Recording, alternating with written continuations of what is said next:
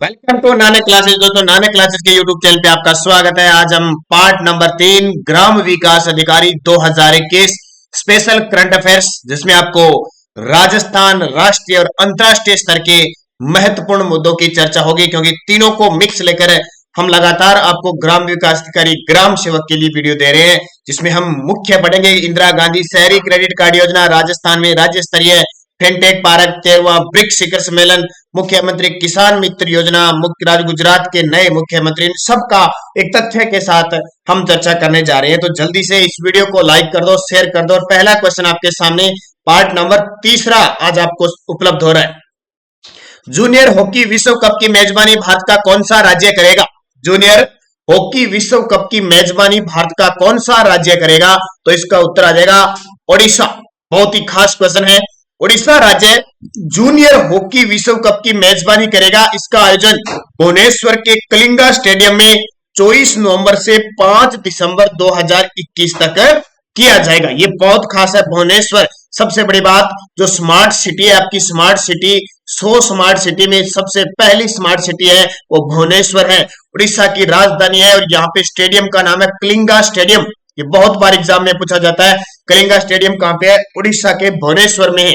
और यहाँ पे जूनियर हॉकी विश्व कप की मेजबानी है वो 24 नवंबर से 5 दिसंबर तक इसका आयोजन किया जाएगा। इससे पूर्व 2016 में जूनियर हॉकी वर्ल्ड कप का आयोजन लखनऊ, उत्तर प्रदेश में हुआ था। और ये लखनऊ कौन सी नदी के किनारे है? गोमती नदी के किनारे स्थित है। तो ये सारे क्वेश्चन आपके लिए इंपॉर्टेंट है। और आपसे पूछे कलिंग पुरस्कार दिया जाता है, कलिंग पुरस्कार विज्ञान के क्षेत्र में दिया जाता है, वो भी कौन देता है? उड़ीसा सरकार देती है। तो ये सारे इंपॉर्टेंट जूनियर और जो मुख्य मेन हॉकी का पुरुष है, वर्ल्ड कप का हॉकी वर्ल्ड कप होगा, वो भी उड़ीसा के अंदर आयोजित किया जाएगा। तो इसको याद रखना इंपॉर्टेंट क्वेश्चन है। दूसरा क्वेश्चन देखिए, हाल ही में चर्चित ओरांग राष्ट्रीय उद्यान देश के किस राज्य में स्थित है? हाल ही में चर्चित ओरांग राष्ट्रीय उद्यान देश के किस राज्य में स्थित है? तो ओरांग राष्ट्रीय उद्यान है वो असम के अंदर है। क्यों चर्चा में है? असम सरकार ने ओरांग राष्ट्रीय उद्यान के नाम से राजीव गांधी का नाम हटाया है। इस ओरांग राष्ट्रीय उद्यान का पहले नाम क्या था? राजीव गांधी ओरांग राष्ट्रीय उद्यान था। और ये कहां का? असम सरकार का था। अब इसका क्या है? हाल ही में चर्चा में है क्योंकि 2005 में तरुण गोगोई, कांग्रेस की सरकार थी, उसने इस ओरांग राष्ट्रीय उद्यान का नाम राजीव गांधी ओरांग राष्ट्रीय उद्यान किया था। और वर्तमान में यहाँ पे सरकार है, भाजपा सरकार है, इसलिए इसका नाम बदलकर अब क्या कर दिया गया है? वापिस राजीव गांधी जो कांग्रेस के प्रधानमंत्री थे, इनका नाम हटाकर सीधा ओरांग राष्ट्रीय उद्यान कर दिया। तो पेपर में क्वेश्चन पूछा जा सकता है, ओरांग राष्ट्रीय उद्यान कहां पे है? तो असम के अंदर है। अब मुझे कमेंट करके बताओ असम की राजधानी क्या है? आगे क्वेश्चन फिर आएगा एक, उसमें आपको चर्चा बताऊंगा असम की राजधानी, क्योंकि क्वेश्चन सिंपली आपसे पूछे जाएंगे असम के सीएम कौन है, मुख्यमंत्री, और असम के राज्यपाल। इन तीनों चीजों की चर्चा हम साथ साथ करते जाएंगे। असम की राजधानी दिसपुर, यहाँ के जो सीएम है वो है हिम्मत बिस्वा शर्मा, और यहाँ पे असम के जो राज्यपाल है वह प्रोफेसर जगदीश मुखी। तो ये सारी चीजें आपके लिए इंपॉर्टेंट है। अगला देखिए, इससे पहले आपको बता दूं, आप चैनल को सब्सक्राइब कर लें और बेल आइकन का घंटा दबा लें, ताकि जो भी वीडियो हमारी अपलोड होती है, क्योंकि सुबह 7:15 पर राजस्थान करंट अफेयर्स की क्लास होती है, शाम 9 बजे हमारी राजस्थान जीके की स्पेशल क्लास होती है, और एक क्लास ये आपको लगातार जब भी आपको अपलोड होती है हमारी तरफ से तो आपको नोटिफिकेशन पहुंचना चाहिए। इसलिए बेल आइकन का घंटा दबाएं, लाइक करें जरूर, वीडियो को शेयर करें, ज्वाइन करें Telegram Nanak classes Rajasthan current affairs नाम से, वीडियो के डिस्क्रिप्शन में लिंक है, वहां से नानक क्लासेज फॉलो कर सकते हैं। फेसबुक पे और फॉलो इंस्टाग्राम पे भी आप हमें फॉलो कर सकते हैं। तो ये बहुत खास आपके लिए join us now to YouTube channel. और जो विद्यार्थी नए हैं उनके लिए फिर बता देता हूं, हमारी 2020 और 2021 की करंट अफेयर्स की भी पीडीएफ उपलब्ध है। 2020 और 21 की अगर आपको ये खरीदनी है स्पेशल, तो 8094496272 इस नंबर पे आप फोन पे, गूगल पे, पेटीएम की व्यवस्था है, 100 रुपए पे कीजिए इस नंबर पे, और इसी नंबर पे पीडीएफ के माध्यम से आपको इस व्हाट्सएप के माध्यम से ये पीडीएफ प्राप्त हो जाएगी। अगर कोई विद्यार्थी खरीदना चाहता है, बहुत खास है। राजस्थान करंट अफेयर्स का अगर क्वेश्चन आ गया तो आपका बाहर नहीं जाएगा, ये निश्चित है। अगला देखिए, भारत और किस देश के मध्य द्विपक्षीय नौ सैन्य अभ्यास सिम्बेक्स 2021 आयोजित किया गया? भारत और किस देश के मध्य कौन सा नौसेना यानी जल सेना अभ्यास, जल के अंदर जल सेना अभ्यास करती है, सिम्बेक्स 2021 आयोजित किया गया? तो भारत और सिंगापुर के बीच, भारत और सिंगापुर के मध्य त्रिपक्षीय नौसेना अभ्यास सिम्बेक्स का 28वां संस्करण हुआ। यह भी याद रखना, अगर क्वेश्चन डीपली से पूछा तो यह पूछा जा सकता है। 2 से 4 सितंबर 2021 को दक्षिणी चीन सागर के दक्षिणी किनारे पर आयोजित किया गया। कहां पे? दक्षिणी चीन सागर के दक्षिणी किनारे पर किया गया। कब? 2 से 4 सितंबर को। और कौन सा संस्करण था? 28वां। किस किस के बीच? भारत और सिंगापुर के बीच। कौन सा नौसेना अभ्यास? सिम्बेक्स। अब क्वेश्चन पेपर में आ सकता है, भारत और सिंगापुर के बीच सिम्बेक्स अभ्यास हुआ 2021 में 28वां। वो कौन सी सेनाओं ने भाग लिया? तो नौ सेनाओं ने। ये क्वेश्चन पेपर में पूछे जाते हैं। देखो, कोई भी भर्ती है, इंडिया लेवल का क्वेश्चन आपको हर एक एग्जाम में इंपॉर्टेंट होगा। ऐसे नहीं कि आप वीडियो की तैयारी करें या पटवारी की तैयारी, इसकी राजस्थान पुलिस की, राजस्थान का, इंडिया का कोई भी एग्जाम है, ये क्वेश्चन आपको काम देंगे। इसलिए चाहे आप रेलवे का, चाहे आप बैंकिंग का है, चाहे एसएससी का, कोई भी एग्जाम देना, ये क्वेश्चन हर एक दृष्टि से इंपॉर्टेंट है। अब बात आती है कि हमारे नौसेना की बात आती है, तो जल सेना एडमिरल कौन है वर्तमान में? करमवीर सिंह। भारत और नेपाल की सेनाओं के भारत और नेपाल की सेनाओं के संयुक्त सैन्य अभ्यास सूर्य किरण का आयोजन किस राज्य में संपन्न हुआ? पहले तो सीधा ही पूछ लेता है, सूर्य किरण अभ्यास है वो किन किन देशों के बीच होता है? भारत और नेपाल के बीच होता है। संयुक्त सैन्य अभ्यास हुआ सूर्य किरण, वो कहां संपन्न हुआ? तो अब की बार उत्तराखंड के अंदर संपन्न हुआ। सूर्य किरण संस्करण कौन सा था? 15वां। सूर्य किरण वो पूछा जा, ऐसे पूछ सकता है, सूर्य किरण 15 का आयोजन किस किस देश के बीच हुआ? भारत और नेपाल। कहां हुआ? उत्तराखंड के पिथौरागढ़ में भारत और नेपाल की सेनाओं के मध्य संपन्न हुआ। इससे ज्यादा डीपली कोई क्वेश्चन नहीं पूछा जाता, क्यों? एक साल नेपाल में होता है, एक साल भारत में होता है। तो अब की बार 15वां संस्करण है वो अपने भारत के राज्य उत्तराखंड के अंदर हुआ था।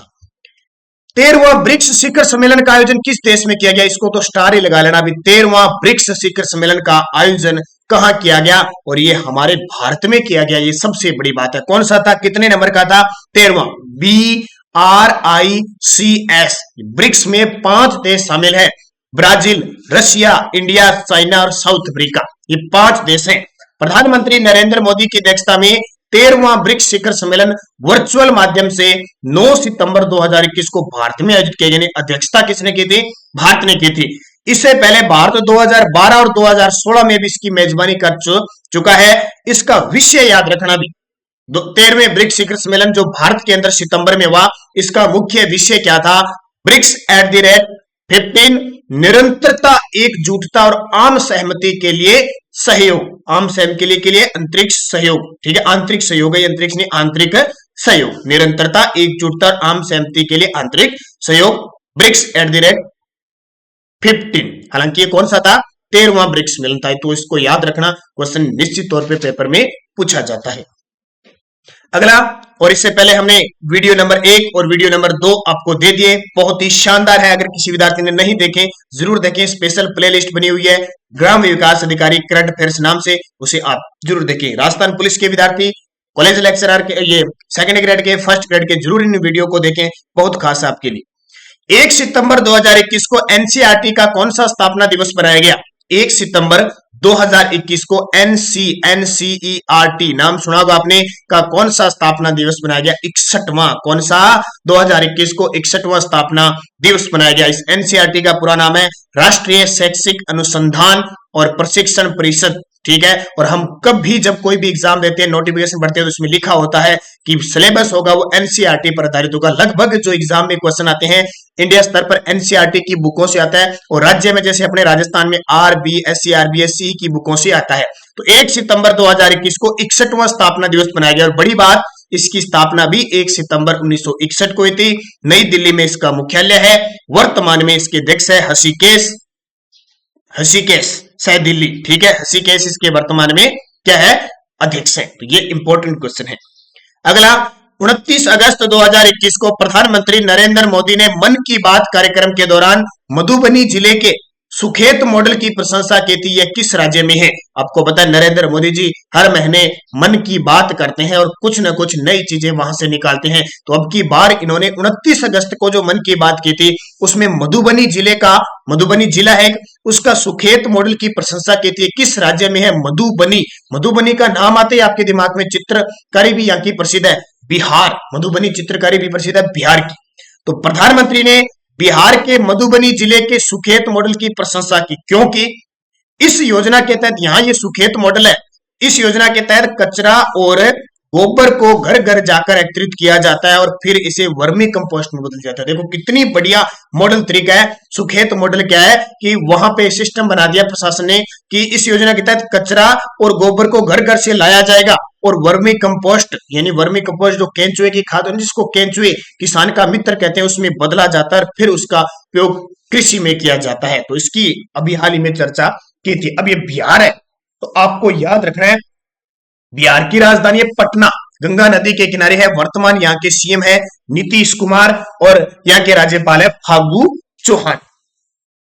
अगला देखिए, सतत विकास लक्ष्य एसडीजी के अधिवक्ता के रूप में भारत के किस व्यक्ति को नियुक्त किया गया है? एसडीजी जब नाम आता है सस्टेनेबल डेवलपमेंट गोल, जिसका टारगेट है 2030 तक, इसमें लक्ष्य रखे गए हैं, 17 लक्ष्यों को रखा गया है, इसको टारगेट विश्व में लिया गया है। तो सतत विकास लक्ष्य के अधिवक्ता के रूप में, यानी वकील के रूप में भारत के किस व्यक्ति को चुना गया? बहुत बड़ा नाम है कैलाश सत्यार्थी, जिन्हें 2014 में नोबेल पुरस्कार मिल चुका है, जिनको ये क्या करते हैं, बचपन बचाओ आंदोलन से संबंधित है।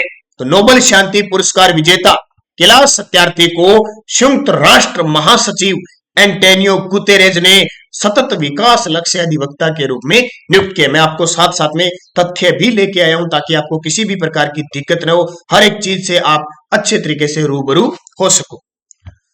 गुजरात के नए मुख्यमंत्री नियुक्त किए गए हैं। अब इस चीज का तो आपको पता है कि गुजरात के नए मुख्यमंत्री नियुक्त कर चुके हैं भूपेंद्र पटेल। किसको? भूपेंद्र पटेल 17वें मुख्यमंत्री के रूप में ये शपथ ली है इन्होंने और विजय रूपाणी का स्थान लिया है। किसी भी राज्य का कोई सीएम बनता है, मुख्यमंत्री बनता है, उसको शपथ हमेशा राज्यपाल दिलाता है। कौन दिलाता है? क्योंकि नियुक्त भी राज्यपाल करता है और शपथ भी राज्यपाल दिलाता है। तो बात आती है गुजरात की, तो गुजरात के कौन राज्यपाल होंगे जिन्होंने शपथ दिलाई? आचार्य देवव्रत। तो भूपेंद्र पटेल और ये विजय रूपाणी का स्थान लिया, पहले विजय रूपाणी। चरणजीत सिंह चन्नी कौन है? तो चरणजीत सिंह चन्नी पंजाब के क्या बने हैं? पंजाब के मुख्यमंत्री बने हैं। टोक्यो पैरा ओलंपिक में भारत ने कुल कितने पदक जीते? जो टोक्यो के अंदर पैरा होता है ना, जो दिव्यांग खिलाड़ी खेलते हैं, वो पैरा ओलंपिक हुआ, तो भारत ने इसमें कुल कितने पदक जीते? 19 पदक जीते। भी ये राजस्थान इंडिया लेवल का है, ध्यान रखना। टोक्यो पैरा ओलंपिक में भारत ने कुल 19 पदक जीते। अभी हाल ही में 16वां पैरा ओलंपिक हुआ था टोक्यो में। कब? 24 अगस्त से 5 सितंबर 2021 को हुआ। इसमें भारत ने कुल 19 पदक जीते और स्थान कौन सा आया? 24वां स्थान है। 19 पदक जीतकर भारत ने 24वां स्थान हासिल किया था। और जो मुख्य ओलंपिक हुआ था ना, उसमें भारत ने 7 पदक जीते थे और 48वां स्थान हासिल किया था। कंफ्यूज मत हो जाना, मुख्य ओलंपिक में तो 7 पदकों के साथ 48वां स्थान और पैरा ओलंपिक में 19 पदक जीतकर 24वां स्थान। इसमें कुल 5 तो स्वर्ण आए, जो आपको पता है राजस्थान के आगे थे, 2 तो अवनी लेखरा के कृष्णनगर के। 8 रजत आए और 6 कांस्य आए। 5, 8 और 6, 5, 8, 6, 13 और 6, 19। सबसे ज्यादा 207 पदक चीन ने जीते थे। सबसे ज्यादा 207 पदक है वो चीन ने जीते। इसके बारे में मैं कुछ क्वेश्चन लेके आया हूं, आपको बढ़िया तरीके से बताऊंगा। फिर देखिए, टोक्यो पैरा ओलंपिक में एथलीट मरियम थंगवेलु ने कौन सा पदक जीता? तो टोक्यो पैरा ओलंपिक में एथलीट जो मरियम थंगवेलु है, इन्होंने कौन सा पदक जीता? तो इन्होंने रजत पदक जीता। मरियम थंगवेलु ने तो पुरुषों की ऊंची कूद T63 स्पर्धा में एथलीट मरियम थंगवेलु ने रजत पदक जीता। अब बहुत सारे पदक आए एथलीट के अंदर, अवनी लेकरा है, सुमित अंतिल है, मनीष नरवाल है, कुछ अलग बात करेंगे हम। मरियम थंगावेलु पुरुषों की ऊंची कूद T60 में इन्होंने रजत पदक जीता था, क्योंकि 5 स्वर्ण आए, 8 रजत आए और 6 कांस्य पदक आए। तो अलग अलग इनके हैं। अब 5 स्वर्ण कौन कौन से है ये थोड़ा देख लेते हैं। 5 स्वर्ण में पहला तो मैंने आपको बता दिया, अवनी लेकरा ने जीता। एक अपने राजस्थान के कृष्णा नागर ने जीता। 2 तो फिक्स हो गए। इसके अलावा क्या पता है, एक आया था सुमित अंतिल ने जीता था। याद रखना, ये नाम पेपर में स्वर्ण वाले पक्के आ सकते हैं। सुमित अंतिल ने जीता था, एथलीट था और पुरुषों की भाला फेंक F46 में इसने जीता। 3 हो गए। चौथा पदक मनीष नरवाल ने जीता। किसने? मनीष नरवाल ने जीता, निशानेबाजी में जीता इन्होंने। और एक 5वां पदक आया था, वो प्रमोद भगत का आया था। प्रमोद भगत बैडमिंटन ने इन्हें जीता था। तो 5 स्वर्ण आए थे, ये याद रखना आपको। अगला, केंद्रीय साहित्य अकादमी द्वारा 2020 के हिंदी भाषा का पुरस्कार किसे प्रदान किया गया? तो केंद्रीय साहित्य अकादमी द्वारा 2020 का TES राघवन को दिया गया 2020 का, और पुस्तक थी तिरुकुल्लर, ठीक है, तिरुकुल्लर पुस्तक के लिए नहीं दिया गया। और ये हम लगातार चर्चा में रह रहे हैं, भंवर सिंह सामोर को राजस्थानी भाषा का दिया गया। 14 सितंबर 2021 को प्रधानमंत्री नरेंद्र मोदी ने राजा महेंद्र प्रताप सिंह राज्य विश्वविद्यालय की आधारशिला रखी है। किस राज्य में? बहुत चर्चा में है भी, राजा महेंद्र प्रताप सिंह विश्वविद्यालय की आधारशिला खुद प्रधानमंत्री नरेंद्र मोदी ने रखी थी। किस राज्य के अंदर है? उत्तर प्रदेश के अंदर है। तो प्रधानमंत्री ने 14 सितंबर 2021 को प्रदेश के अलीगढ़ में, उत्तर प्रदेश के अलीगढ़ में राजा महेंद्र प्रताप सिंह राज्य विश्वविद्यालय की आधारशिला रखी। अब उत्तर प्रदेश की बात आती है तो उत्तर प्रदेश की राजधानी तो है लखनऊ, और पेपर में पूछा ही जाता है किस नदी के किनारे है? गोमती नदी के किनारे स्थित है। वर्तमान में सीएम है यहाँ पे योगी, वर्तमान में सीएम कौन है? योगी आदित्यनाथ। और यहाँ के राज्यपाल कौन है? उत्तर प्रदेश के जो वर्तमान राज्यपाल है तो वो कौन है? उत्तर प्रदेश के वर्तमान आनंदीबेन यहाँ के राज्यपाल है। अगला देखिए, दिल्ली मुंबई एक्सप्रेस वे जो भारत का सबसे लंबा एक्सप्रेस वे होगा, कितने राज्यों से गुजरेगा? ये देखिए बहुत इंपॉर्टेंट है। दिल्ली मुंबई एक्सप्रेस वे जो भारत का सबसे लंबा एक्सप्रेस वे होगा, कितने राज्यों से गुजरेगा? हाल ही में ये सारी चीजें चर्चा में है, तो इनको अच्छे तरीके से आपको पढ़ना है। तो ये 6 राज्यों से गुजरेगा। कितने? 6 राज्यों से। 98,000 करोड़ के व्यय से विकसित किया जा रहा लगभग 1380 किलोमीटर लंबा दिल्ली मुंबई एक्सप्रेस वे भारत का सबसे लंबा एक्सप्रेस वे होगा, दिल्ली से मुंबई को जोड़ने वाला। और जो देश के 6 राज्यों दिल्ली, हरियाणा, राजस्थान, मध्य प्रदेश, गुजरात और महाराष्ट्र से गुजरेगा। इसको याद रखना इंपॉर्टेंट कि कितने कितने किलोमीटर। दिल्ली में सिर्फ 9 किलोमीटर है ये, हरियाणा में 160 किलोमीटर है, अपने राजस्थान में 374 किलोमीटर है, मध्य प्रदेश में 245 किलोमीटर है, गुजरात में 423 किलोमीटर है और महाराष्ट्र में 171 किलोमीटर है। तो सबसे ज्यादा ये गुजरेगा 423 किलोमीटर गुजरात से गुजरेगा। और याद रखना दिल्ली और मुंबई के बीच पहले जो 24 घंटे का समय लगकर अब सिर्फ आधा हो जाएगा, 12 घंटे लगेगी। तो ये बहुत इंपॉर्टेंट है, बहुत सारी चीजों से इसमें मान लेगा डीएम के 3 तो वन्य जीव अभ्यारण्यों से है, 5 हवाई पुलों से है, ठीक है, टोटल ऐसे वन्य जीवों के आगमन पर भी संपर्कित होगा। इस प्रकार इस पर 2 प्रतिष्ठित 8 लेन सुरंगें भी शामिल होगी। तो बहुत सारा काम दिल्ली मुंबई एक्सप्रेस वे के हिसाब से होगा, क्योंकि इसकी टारगेट है कि 2023 तक इसको पूरा किया जाए। 9 मार्च 2019 को इसकी आधारशिला के साथ इसकी शुरुआत हो चुकी है। अगला, दिल्ली मुंबई एक्सप्रेस वे राजस्थान से कितने किलोमीटर होकर गुजरेगा? देखो राजस्थान के संदर्भ में भी हमें चर्चा करनी है, क्योंकि राष्ट्रीय, अंतरराष्ट्रीय और राजस्थान तीनों इसके अंदर आएंगे। तो हो सकता है ज्यादा वो राजस्थान के क्वेश्चन डाल दे, इसलिए मिक्स करना है। 1-2 विद्यार्थी मुझे कमेंट कर रहे थे कि सर आप इसमें राजस्थान मत शामिल कीजिए। जरूरी है भी राजस्थान, तो हम शामिल करेंगे। तीनों ही, अंतरराष्ट्रीय भी मिलेगा आपको, राष्ट्रीय भी मिलेगा और अंतरराष्ट्रीय, तीनों मिक्स मिलते जाएंगे और कॉम्बिनेशन बैठता जाएगा, ठीक है। तो निरंतर आपको अध्ययन करना है। तो राजस्थान से 374 किलोमीटर गुजरेगा और राजस्थान के अलवर, भरतपुर, दौसा, सवाईमाधोपुर, टोंक, बूंदी, कोटा जिलों से होकर गुजरेगी। यह एक्सप्रेस वे विश्व प्रसिद्ध अभ्यारण्य रणथंभौर और चंबल अभ्यारण्य से भी गुजरेगा। और दूसरी बात, आपने नाम सुना होगा मुकुंदरा हिल्स जो अभ्यारण्य है मुकुंदरा, उसके लिए स्पेशल एक काम किया जाएगा। उसमें लुप्त प्राय जीवों के संकट में एक नीचे एक ऊपर से एक इस प्रकार की प्लेट से 8 लेन सुरंग के माध्यम से भी गुजरेगी यहां से। ये भी ध्यान रखना, ये भी चर्चा में है। अमेरिका की अंतरिक्ष एजेंसी नासा द्वारा चंद्रमा पर अपना पहला मोबाइल रोबोट किस वर्ष भेजा जाएगा? ये देखिए कितना इंपॉर्टेंट है। अमेरिका की अंतरिक्ष एजेंसी, अब एक तो यह याद रखना नासा किसकी अंतरिक्ष एजेंसी, एक क्वेश्चन पेपर में पूछा जाता है, अमेरिका की है। चंद्रमा पर अपना पहला मोबाइल रोबोट क्रेटर भेजेगी 2023 में, 2023 में भेजेगी। कब? 2023 में भेजेगी। इसको याद रखना सीधा सीधा। नासा चंद्रमा पर अपना पहला वाइपर नाम क्या होगा? वाइपर नामक पहला मोबाइल रोबोट 2023 में, क्योंकि आजकल एग्जामिनर ये अंतरिक्ष और रक्षा प्रौद्योगिकी से बहुत सारे क्वेश्चन पूछ रही है, तो सब चर्चा होगी। 9 सितंबर 2021 को राष्ट्रपति द्वारा नियुक्त किए गए राज्यपालों में असत्य कथन बताइए। देखिए कुछ राज्यपाल चेंज हो चुके हैं, आपको पता है, तो उन राज्यपालों को अच्छे तरीके से पढ़ लेना, कहीं किसी प्रकार की। देखो जनरल गुरमीत सिंह उत्तराखंड के बन गए, जनरल गुरमीत सिंह कहां के बन गए? उत्तराखंड के, तो बिल्कुल सही है। आर एन रवि तमिलनाडु के बन गए, ये भी सही है। बनवारीलाल पुरोहित पंजाब के बन गए, ये भी सही है। तो उपयुक्त सभी सत्य हैं।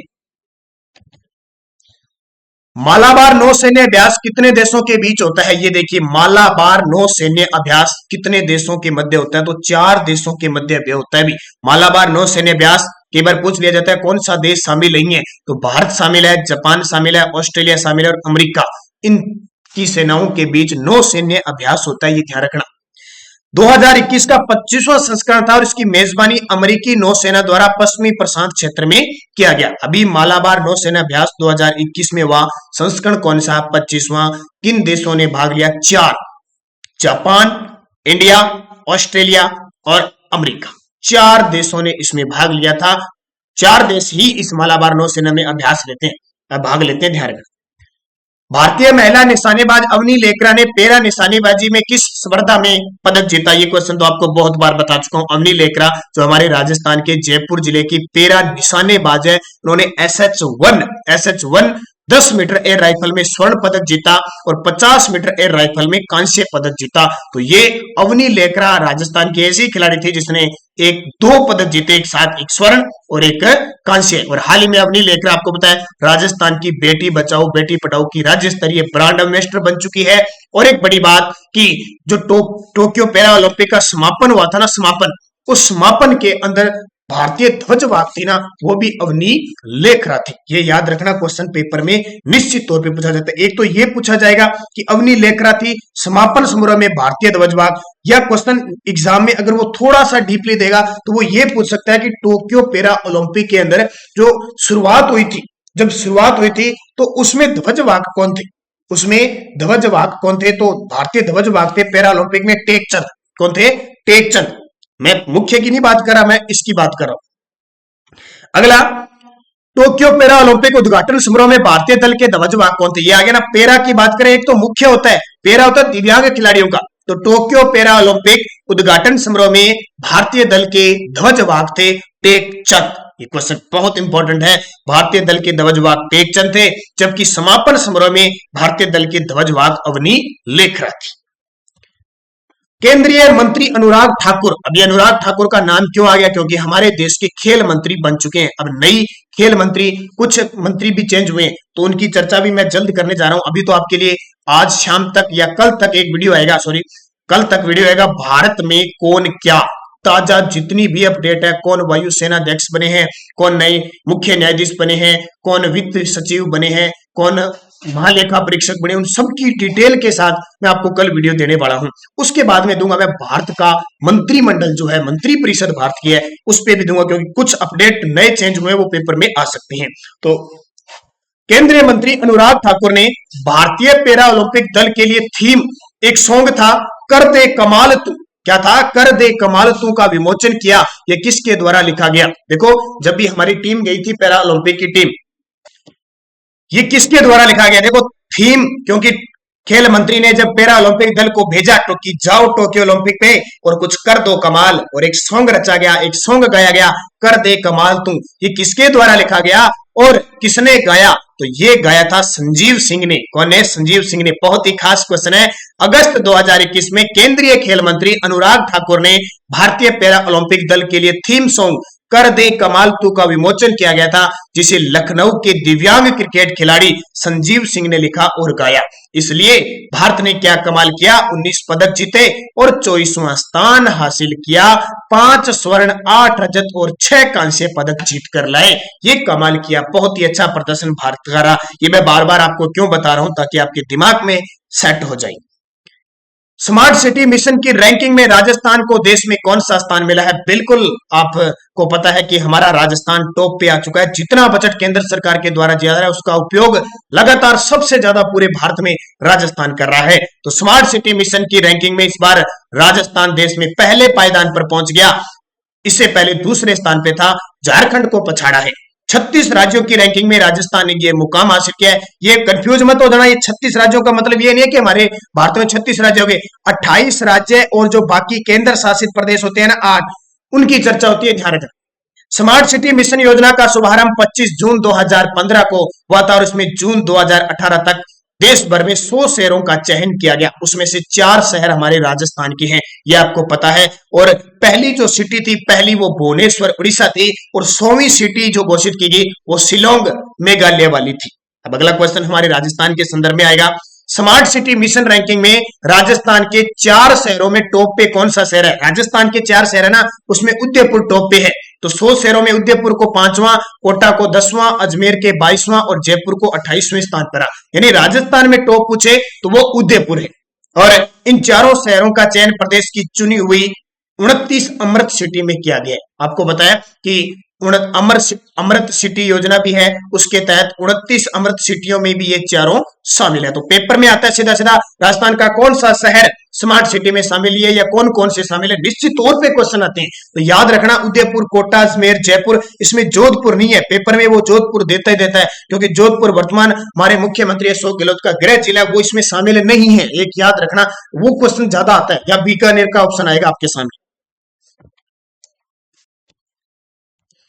अगला देखिए, राजस्थान के 33 जिलों में अनाथ बच्चों के पुनर्वास करने के लिए किस योजना को शुरू किया जाएगा? तो राजस्थान के 33 जिलों में गोराधाय ग्रुप फोस्टर केयर, राजस्थान सरकार अनाथ व अपेक्षित बच्चों की देखरेख, संरक्षण और पुनर्वास के लिए एनजीओ व सिविल सोसाइटी से समन्वय करके गोराधाय ग्रुप फोस्टर केयर का संचालन करेगी। किसके लिए? अनाथ बच्चों के लिए। जब गोराधाय का नाम आता है, पन्ना दाय का नाम आता है, तो बड़ा शानदार एक स्वामी भक्ति का एक संदेश यहाँ पे मिलता है। पन्ना दाय वो मेवाड़ में अपने पुत्र चंदन का बलिदान देकर मेवाड़ के महाराणा बने उदय सिंह की जान बनवीर से बचाती है। और गोराधाय इन्हें मारवाड़ की पन्ना दाय कहते हैं। क्यों कहते हैं? क्योंकि इन्होंने जसवंत सिंह के पुत्र अजीत सिंह को दुर्गादास राठौड़ के साथ मिलकर औरंगजेब के चंगुल से बचाया था, इसलिए दोनों ही प्रसिद्ध है।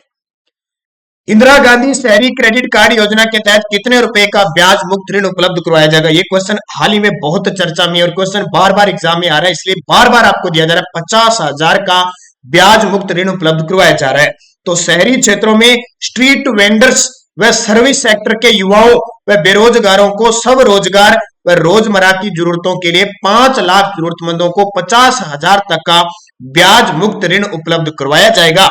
यह योजना 1 वर्ष के लिए लागू होगी। ध्यान रखना, 31 मार्च 2022 तक योजना के अंतर्गत ऋण स्वीकृत किए जाएंगे। कब तक? 31 मार्च 2022 तक। और 5, ये ध्यान रखना, आंकड़ा उल्टा मत कर देना, 5 लाख जरूरतमंदों को 50,000 तक का मुक्त, ये घोषणा हो चुकी है और अब इसको मंजूरी भी मिल चुकी है। हमारा स्पेशल बजट आपको 2021-20 का वीडियो बनाया हुआ, आप देखना। कोई भी राजस्थान जीके का और करंट का वीडियो देखना है, योजना, पुरस्कार, खेल प्रदर्शन, पोर्टल, तो आप उसका नाम लगाइए, जैसे राजस्थान के पोर्टल बाई नानक क्लासेज लगाओगे तो आपको वीडियो मिल जाएगा। तो ये आपके लिए एक बहुत खास है, स्पेशल आपके लिए वीडियो ये स्टार्ट किए गए हैं। और दूसरी बात फिर मैं आपको बता देता हूं, कोई विद्यार्थी अगर पीडीएफ हमारी खरीदना चाहता है 2020 और 21 की, तो आपके लिए एक खास सुनहरा मौका दे रखा है। 8094496272, इस नंबर पे आपको फोन पे, गूगल पे, पेटीएम की व्यवस्था है। 100 रुपए पे कीजिए और 2020-21 की इसी व्हाट्सएप पर पीडीएफ प्राप्त कीजिए। उसका प्रिंट भी निकाल सकते हो और सीधा स्लाइड में भी आप पढ़ सकते हो। और राजस्थान करंट का क्वेश्चन आपको पता है बाहर नहीं जाता,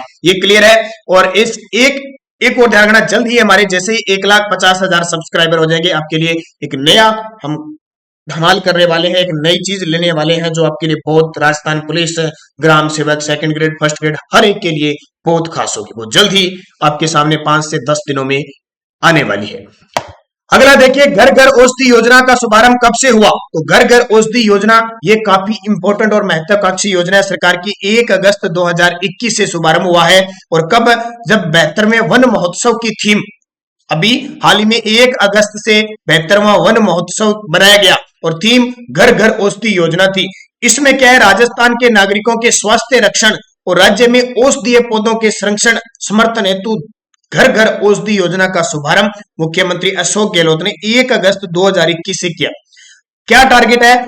5 साल में 210 करोड़ के व्यय से 30 करोड़ से ज्यादा औषधीय पौधों का वितरण करना है। अब ये पौधे याद रखना, एक तो गिलोय की बेल, एक अश्वगंधा, एक कालमेघ और एक तुलसी के पौधे वितरित होंगे।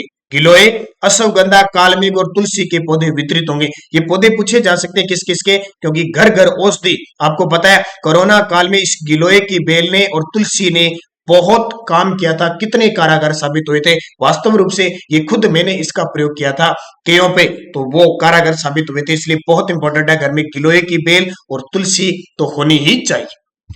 मुख्यमंत्री किसान मित्र ऊर्जा योजना का शुभारंभ कब किया गया? ये क्वेश्चन बार बार एग्जाम में आ रहा है। पिछले 3-4 एग्जामों में, 2 एग्जामों में क्वेश्चन आ चुका है। तो इसका मुख्यमंत्री किसान मित्र ऊर्जा योजना का शुभारंभ 17 जुलाई 2021 को किया गया। ये इंपॉर्टेंट है। कृषि, इसमें क्या होगा, कृषि उपभोक्ता को 1000 रुपए हर महीने बिजली बिल सरकार देगी, सरकार वहन करेगी उसका। अगर उसका 1000 रुपए बिल नहीं आया तो उसे 60% अनुदान देगी, बाकी उसके खाते में डालेगी।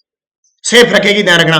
केंद्र और राज्य सरकार के कर्मचारी इस श्रेणी में शामिल नहीं होंगे। बहुत बड़ी बात है, केंद्र और राज्य सरकार के कर्मचारी को ये नहीं दिया जाएगा। इसका लाभ मई 2021 से मिलने लग चुका है, ध्यान रखना। तो 1000 रुपए हर महीने और 60 यानी 1000 महीने यानी साल की कितने हो गए, 12,000 रुपए, या हम कह सकते हैं 60% अनुदान, दोनों ही, ये याद रखना। राजस्थान के किस जिले में आधुनिक सुविधा युक्त एयरपोर्ट का निर्माण किया जाएगा? तो राजस्थान में कोटा जिले में हाल ही में हमारे देश के नए केंद्रीय नागरिक उड्डयन मंत्री बने हैं ज्योतिराव सिंधिया। उन्होंने कोटा बूंदी से सांसद ओम बिड़ला से मिलकर वहां एक आधुनिक सुविधा युक्त एयरपोर्ट बनाने को के साथ चर्चा हुई है। किसके साथ? 17वीं लोकसभा के जो हमारे अध्यक्ष है ओम बिड़ला, उनके साथ ये निर्णय हुआ है। ग्रीनफील्ड एयरपोर्ट बनाया जाएगा। हालांकि इससे पहले प्रस्तावित है अलवर के निमराना के कोट कासिम में कि ग्रीनफील्ड एयरपोर्ट अंतरराष्ट्रीय स्तर का बनेगा वहां पे। हाल ही में राजस्थान का मुख्य आयुक्त किसे नियुक्त किए गए हैं? हाल ही में किसे? तो टी टोन सिंह प्रसाद ने हाल ही में प्रधान मुख्य आयकर आयुक्त राजस्थान का कार्यभार संभाला है। वे 1986 बैच के भारतीय राजस्व सेवा अधिकारी हैं। अगला क्वेश्चन देखिए, पर्यटन विभाग द्वारा शेखावटी महोत्सव 2021 का आयोजन कहां किया गया? पर्यटन विभाग द्वारा शेखावटी महोत्सव 2021 का आयोजन कहां किया गया? तो ये लक्ष्मणगढ़ सीकर के अंदर किया गया। और लक्ष्मणगढ़ कब से कब किया गया? 20 से 22 मार्च तक लक्ष्मणगढ़ सीकर में शेखावटी महोत्सव का आयोजन किया गया। 2020 में जो आयोजन हुआ था वो नवलगढ़ झुंझुनू में हुआ था। और राजस्थान पर्यटन विकास निगम लिमिटेड की स्थापना 1979 में हुई थी और पर्यटन विभाग की स्थापना 1956 को हुई थी। याद रखना, ये लक्ष्मणगढ़ सीकर बहुत चर्चा में है। क्यों है? क्योंकि वर्तमान हमारे प्राथमिक व माध्यमिक जो शिक्षा मंत्री है गोविंद सिंह डोटासरा, उनका विधानसभा क्षेत्र है ये।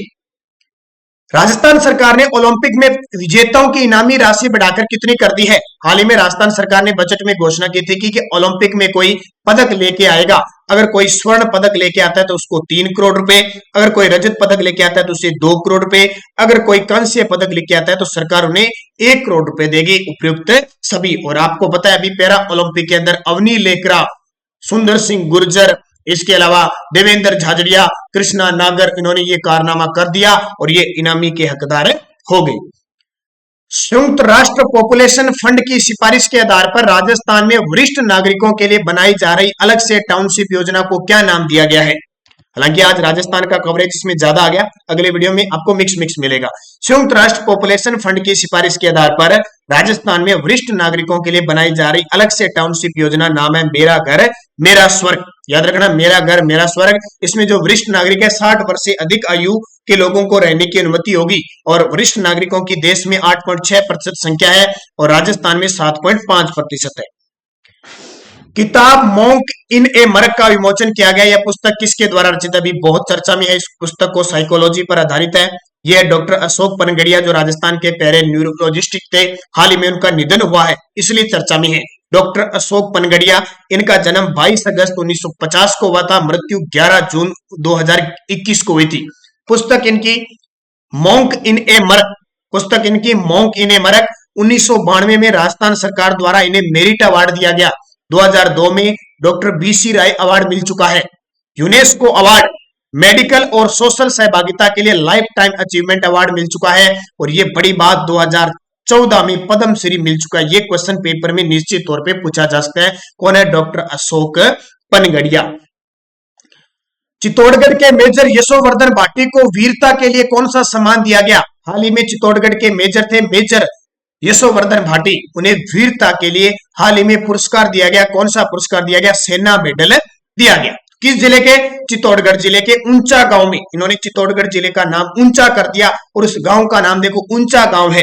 तो मेजर यशोवर्धन भाटी को वीरता के लिए सेना मेडल प्रदान किया गया। कश्मीर में जैश ए मोहम्मद के 2 आतंकवादियों को इन्होंने ढेर किया था। अगला, किस कंपनी को राजस्थान के बीकानेर, जोधपुर और किस कंपनी को राजस्थान के बीकानेर, जोधपुर और बीकानेर जैसलमेर क्षेत्र में क्रूड ऑयल व प्राकृतिक गैस खोजने हेतु लाइसेंस प्रदान किए गए हैं?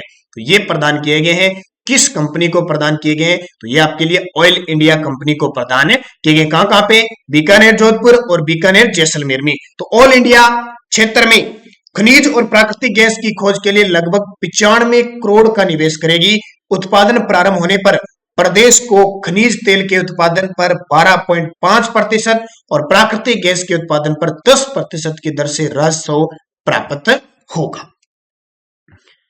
2020-21 की रैंकिंग में राजस्थान निर्यात और देश में हिस्सेदारी में किस स्थान पे रहा है? हाल ही में 2020-21 की जो रैंकिंग जारी की गई है, किसमें? निर्यात के मामले में, यानी निर्यात जो किया जाता है उसमें राजस्थान निर्यात और देश की हिस्सेदारी के मामले में राजस्थान को कौन सा स्थान मिला है? तो राजस्थान को 12वां स्थान मिला है। तो ये अच्छी बात है। 2020-21 की रैंकिंग में राजस्थान निर्यात और देश की हिस्सेदारी को लेकर 12वें स्थान पर रहा है। ये 12वें स्थान पर है।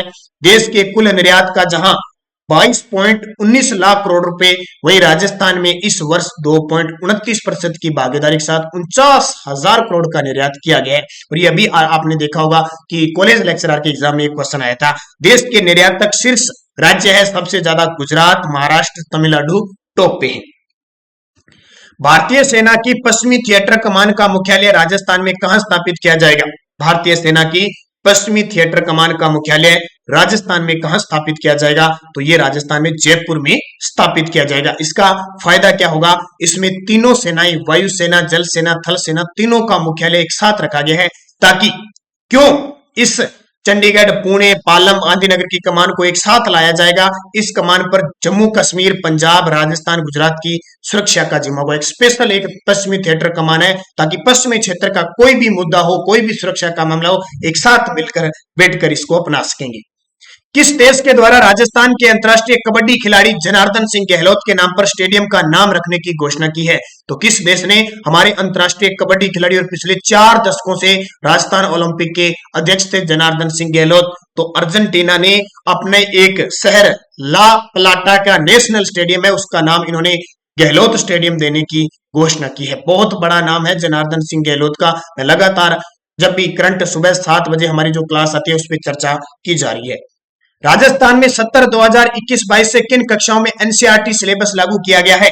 तो 10वीं और 12वीं, यानी बी और सी, 10वीं और 12वीं में एनसीईआरटी लागू किया गया है। तो याद रखना, इसके तहत मिशन ज्ञान ऐप व ई कक्षा चैनल पर वीडियो अपलोड किए जा रहे हैं। एनसीईआरटी सिलेबस के मिशन ज्ञान ऐप और ई कक्षा चैनल पर लागू किए जा रहे हैं। अभी हाल ही में एनसीईआरटी, मैंने आपको बताया था 1961 में एनसीईआरटी की स्थापना हुई थी। राजस्थान सरकार ने किस पेयजल परियोजना को वर्ष 2024 तक राज्य निधि से पूरा करने की मंजूरी दे दिया? लगा लेना स्टार, ये क्वेश्चन निश्चित तौर पे पेपर में आएगा। तो इसका उत्तर हो जाएगा इसरदा दौसा पेयजल परियोजना। देखो, मैंने परवन का आपको कहा था, आरएस में परवन का क्वेश्चन आ गया। अब इसरदा दौसा पेयजल परियोजना याद रखना, इसरदा दौसा पेयजल परियोजना बांध, इसरदा बांध बनास नदी पर दौसा व सवाई माधोपुर की परियोजना है। यह परियोजना केंद्र और राज्य सरकार के सहयोग से बनी थी, ध्यान रखना। अब जो अलग से फंड आ रहा था, सरकार ने कहा हम इसको 2024 में अपनी निधि से पूरा कर लेंगे। सिर्फ इसमें अब हिस्सा रह गया केंद्र और राज्य सरकार का। जो वित्तीय विदेशी जो हमें सहयोग मिल रहा था, सरकार ने कह दिया उसकी हमें जरूरत नहीं है, हम इसको पूरा कर लेंगे। तो इसरदा पूछ ले बांध कहां पे? सवाई माधोपुर में। किस नदी पे? बनास नदी पे। किन 2 जिलों की परियोजना है? तो ये दौसा और सवाई माधोपुर की है, और इसको जयपुर को भी पेयजल उपलब्ध करवाया जाएगा। हाल ही में राजस्थान एनर्जी कंजर्वेशन अवार्ड 2021 से किसे सम्मानित किया गया? डॉक्टर जितेंद्र कुमार सोनी को, और डॉक्टर जितेंद्र कुमार सोनी नागौर जिले के जिला कलेक्टर हैं। Sports women of the decade award से कृष्णा पुनिया को सम्मानित किया गया। उनका संबंध किस खेल से है? तो कृष्णा पुनिया तो चर्चा में है ही, डिस्कस थ्रो इनका है। डिस्कस थ्रो की एक खिलाड़ी थी, वर्तमान में ये विधायक है, सादुलपुर चूरू से कांग्रेस की विधायक है। और इनके नाम की जब भी बात आती है, 2006 में एशियन गेम इन्होंने कांस्य पदक जीता था। 2010 का दिल्ली राष्ट्रमंडल खेल में इन्होंने स्वर्ण पदक जीता था। 2010 में इन्हें अर्जुन अवार्ड मिला था। 2011 में पद्मश्री अवार्ड मिल चुका है। तो बहुत बड़ा नाम है हमारे राजस्थान की राजनीति में भी, ये अब पदक रख चुकी है और खेल के क्षेत्र में भी इनका बड़ा नाम है। राजस्थान में राज्य स्तरीय फिनटेक पार्क कहां स्थापित किया जाएगा? लगा लेना स्टार, क्योंकि आरएस में क्वेश्चन आ चुका है। फिनटेक यूनिवर्सिटी कहां स्थापित होगी? वो जोधपुर में है। और जब फिनटेक पार्क का नाम आता है तो ये जयपुर में स्थापित किए जाएंगे। दोनों चीजें याद रखना, फिनटेक पार्क पूछे तो जयपुर में, fintech university Rajiv Gandhi fintech university नाम से बनेगी, वो जोधपुर में। राजस्थान की पहली डिजिटल यूनिवर्सिटी बनेगी, वो भी जोधपुर में। ये दोनों चीजें आपके लिए बहुत खास है। तो ये आपके इस तीसरे वीडियो की क्लास आपको उपलब्ध हो चुकी है। लगातार आपको अब क्लास मिलती रहेगी, एक दिन 2 दिन छोड़ के पूरा। और जल्द ही ग्राम सेवक के लिए आपके लिए मॉडल टेस्ट पेपर भी अब शुरू होने जा रहे हैं। तो निश्चित तौर पे सफलता आपको लगातार मिलती जाएगी। निरंतर अध्ययन कीजिए, कोशिश कीजिए और आपको सफलता के 4 चांद आपको मिलते जाएंगे। बस वीडियो को लाइक करें, शेयर करें ज्यादा से ज्यादा, क्योंकि आप सभी की सपोर्ट ही आपको, हमें इस वीडियो को लाने में आपका सहयोग करती है। तो धन्यवाद। जय हिंद, जय भारत।